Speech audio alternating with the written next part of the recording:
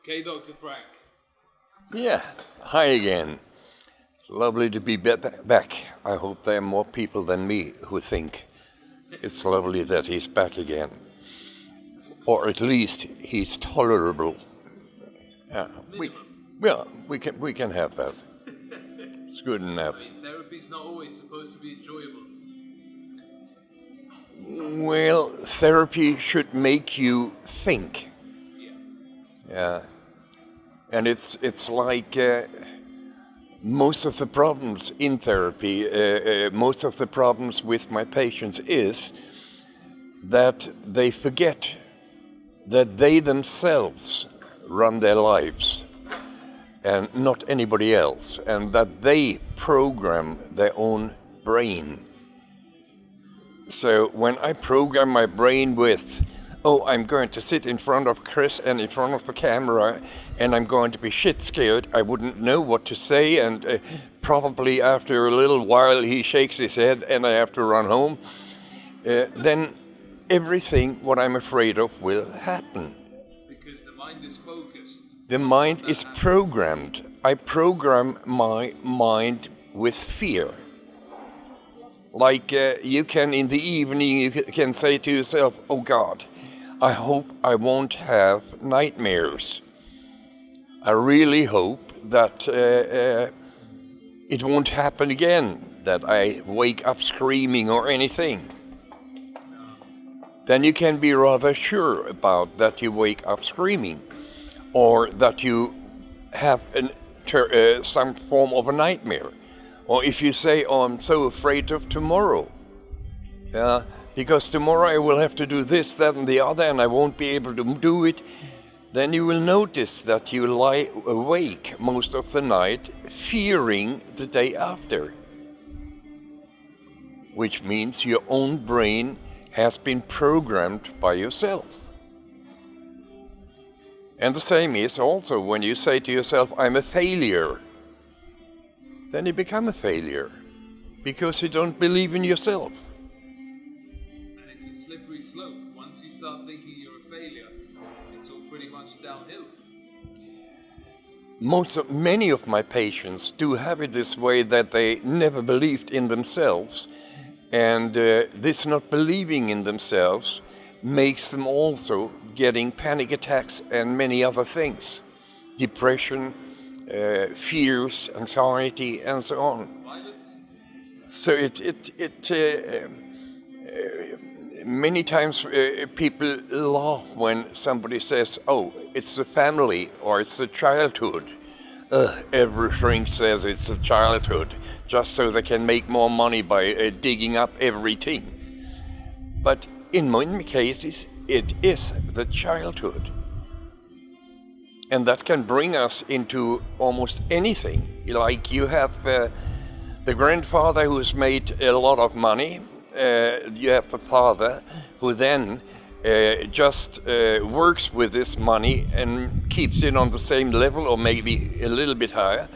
And then the third generation, the son or the daughter, spends it and wastes it and ends up with very, very little or even with debts. You can read that in the newspapers, you can see it all the time around you when you look there. It's your own programming done by the parents in this moment, which is the grandfather shows his son, if you work hard, you can make even more money than I do. The son has the money already, works with it, but in order to work with it many times, doesn't have the time for the family. So instead of time, he gives them gifts and he allows them to use as much money as they want because he has it. And then the son or the daughter, they never got used to actually fighting for anything, and the result very often is that they just go on wasting the money or spending the money. So that is the normal routine. Why that reaction from the parents? Is it because maybe the father doesn't have the time to give, so what he'll do is give presents and money in order to make up for it. Many times he has been seen with the grandfather, that the grandfather already worked a hell of a lot in order to get the money, but he probably shared the interest with the father, so that with his son, so that the son wanted to fight because he has been sharing it with his own father. But then the father already has everything done by the grandfather, and what he is doing then afterwards is keeping it. Yeah, but in order to keep it, he must renew himself and renew the business and everything completely many times, so that you don't have he doesn't have the time, maybe he doesn't have the interest. Yeah, and then the children obviously have to be pushed away. There are so many social events that come up that did not come up with the grandfather, but with the father they came up. Having the business means having to meet those people, go to this party, go to that, travel there and there, in order to make the business run good. And this way, there isn't the time and the interest to sit for hours and hours and talk to your children. So that the children, many times, they just need to say to the dad, look here, I need that and that and that. And they get it. Or to the mother, same way. And then you have business people, you have people who fight themselves higher and higher. And one of them, for instance, is one that is criticized all the time in the media. And that is Trump. Donald J. Trump. Yeah. So what is he? Is he a big bluff? Is he a big bullshitter? A screaming idiot? Or what is he? Well, when he came up for election, I was asked on radio and on television what I thought. And I said, he's not a politician. He's a businessman. And he wants to run the biggest business in the world, America. And many other countries, indirectly. And that is exactly what he's doing. America was almost bankruptcy. Yeah? And now it is much better financially, and in many other situations as well, where he just doesn't accept bullshit from everybody. He tells them, you are bullshitting me. And doesn't have the fear like the others who were, what can you say? For me, they were small dolls playing around. Sometimes honest dolls, but many times really criminal ones. Really criminal ones. And one of those fought against Donald Trump. And she lost. And I was happy for it. And there were so many people who said, oh, not that bastard. And I didn't understand them first. Then I thought, yeah, all they do is seeing Donald Trump as he is right now, as the president. And they expect him to act like all those other figures in politics. Which is quite funny, because the main thing people complained about politicians was the way they behaved. Exactly. Now one behaves differently, and it seems that society can't handle, doesn't like it. Totally correct. Do you get that all in? Yeah. What you're saying? Yeah. Oh, great. I have to check with Chris so that... I just talk extra loud, it goes in. Oh, good. Excellent. No, I simply all the time have seen him run the biggest country, the biggest business in the world. Not IBM or any of those, they are small ones, compared to his business, America. look at many of the reactions he has. Many of them, they are directly like a manager in a multinational corporation. He tells them right away, he knows he is the boss. He can say what he wants and act how he wants. So when he says, build a bloody wall against Mexico, or this little shit over in North Korea, and so on, he says exactly what he thinks. And that is what people are not used to. People are used to slimy, lying politicians. I mean, I had on radio programs, on Sarah, I actually warned people for Blair, because I saw him as exactly the marionette that he was. Nothing more. A selfish a person who saw himself as the master of the world, which he absolutely was not. Or little Thatcher, who proved to be the worst that happened to England. Starting a war in the Falklands and other things. It's so stupid. But she did it. And look at all the others. Now this Brexit stuff.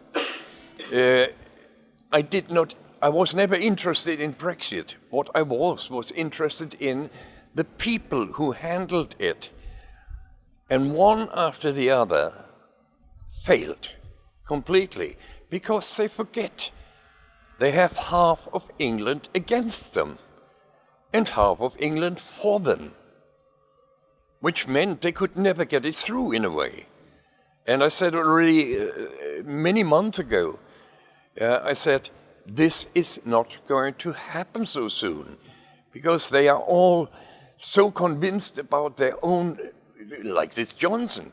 He's so convinced about that he is the best in the world. And if he says something, the whole world will listen. The hell they do. Everybody's just thinking about, God, let us get out of this bloody situation by just postponing and postponing us postponing. And that's going to happen again and again.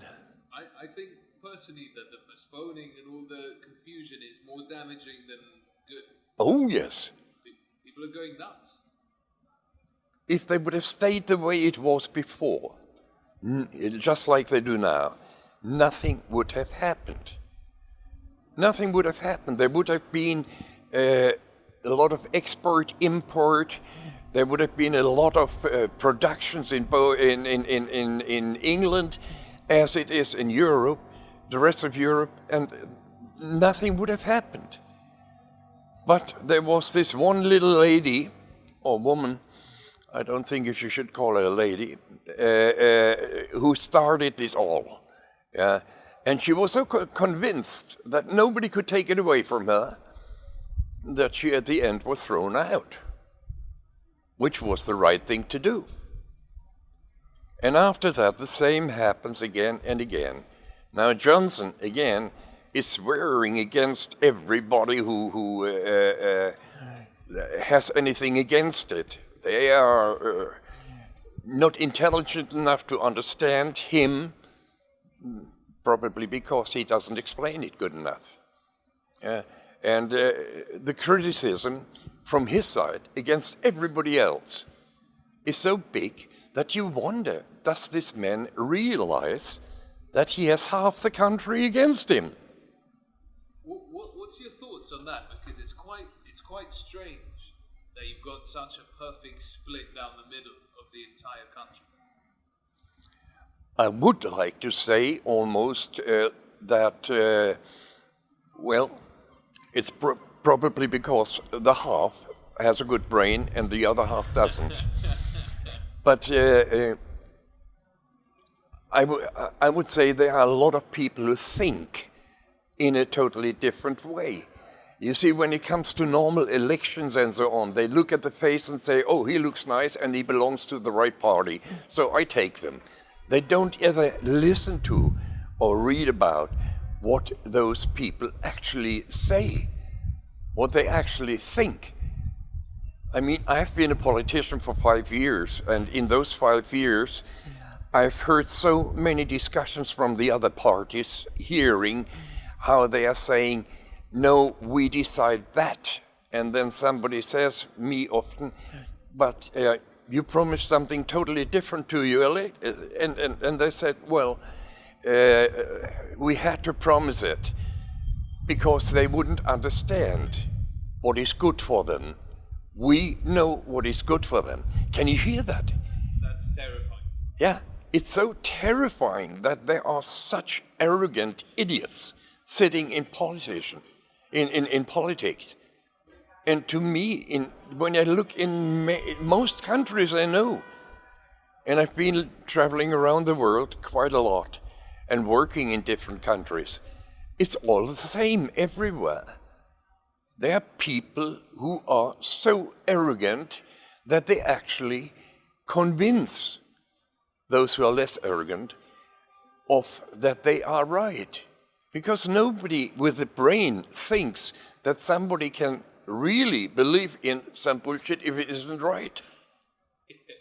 So they tend to think maybe I'm wrong and give the politicians the chance to actually prove that they were wrong.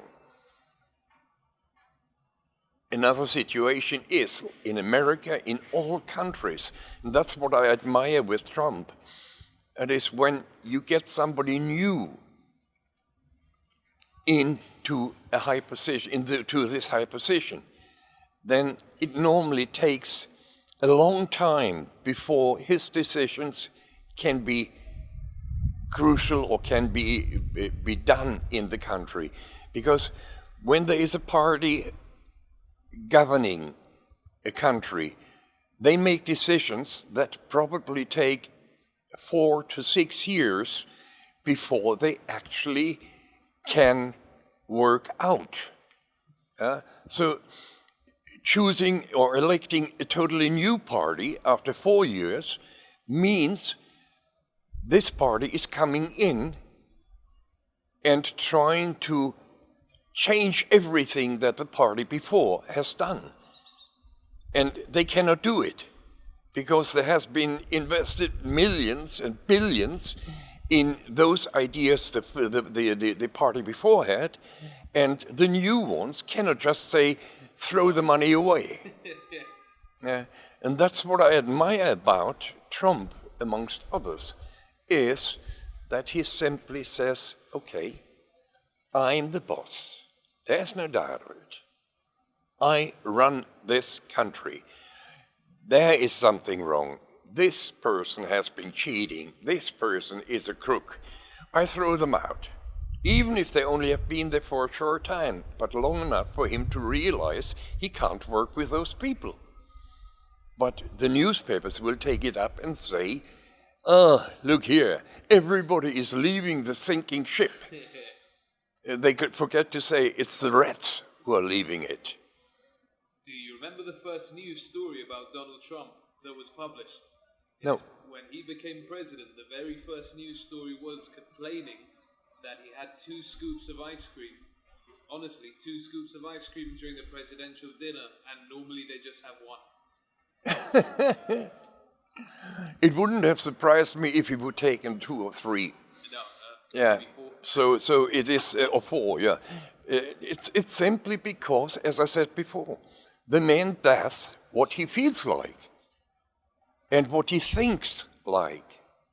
So when he sits with you in a negotiation, he sees himself as the big tycoon. And when you come with stupid comments, which might be politically correct, but intelligence-wise not, then he will tell you, you are bullshitting, man. And he won't say, maybe you are thinking wrong. No, he will say, you're bullshitting. Yeah. And you think that I think there is, but there's an appetite for just honest, blunt honesty, especially in politics. Say it again, sorry. There's an appetite in the world now Yeah. for blunt honesty. Or at least someone who's not forget honesty, someone who says what they think. For Trump's, I would think if people just looked at the actions and forgot about that he is a president and would see him as the tycoon who built up $1 billion fortune out of $1 million he borrowed from his father, then they would understand much more that a guy like that can't come up to $1 billion or more without telling what he thinks and without having an excellent brain and thinking and analyzing situations quick as lightning, and then coming with comments that nobody else does because they are either not intelligent enough or not powerful enough. And power and intelligence goes hand in hand in a way. Because you see all those tyrants, all those brutal dictators and so on, they might not have the charisma of a normal politician, but they have the power, and they very often analyze the weakness in others very quick and use it and abuse it. And when you then compare it, like for instance, when you look at Russia, Putin, I mean, he's intelligent, he's very intelligent, and he has very early started gathering around him people who saw this intelligence and this charisma and this power in him and knew if they would hold his hand or lick his ass, whatever they do, they would actually hang on for many, many years, make a lot of money, and have a lot of power. And that you can see with many, many others. Look at Angela Merkel in Germany. She's not the most beautiful woman in the world. I would rather say the opposite. But she knows exactly what to say in the right moment and how to make the opposition quiet down, be quiet, be silent. And even if they come with something, she would already have the answer to that before they even have thought about it. She would know exactly what to answer. And that has made her, for Germany, a very important person and bring up the economy, actually. And it's always the same. And there we come to Trump again. It's exactly the same with him. Boris, what's your analysis on Boris Johnson? Well, can he sue me for that? Maybe. Well, Boris Johnson, I think you are not even charismatic. I think you are a big bullshitter. And maybe if you start thinking in a different way and acting in a different way and don't try to convince the whole world or that everybody is an idiot, only you knows the truth, then you would actually be able to come a little bit further. But even being a president or what you are doesn't help you to win. And with Brexit, you've already shown that that you're not good enough. I'm sorry. But who is there? I mean, the other guy's really bad. Jeremy Corbyn is terrifying. Okay, then you have to look a little bit further down. Not amongst those in top, but looking further down, where you might find some normal people. And those normal people Amongst them, you might find somebody who nobody wants to listen to, but who is right in what he says. Do many normal people go into politics, though? Well, I did. Okay, I'm a shrink, so you can't count me as normal. But still, I mean, there will always be some politicians who are sane and who are saying what they really feel, instead of feeling like you are in a party, you want to say something, you have to have the permission from the rest of the party, or at least from the leaders, to come with something that is right for them. And there we go back to what I said before. When they think that we are the only ones who know what's good for people, people don't know what's good for them, then you already have the totally wrong category of people. And you shouldn't listen to them. Not at all.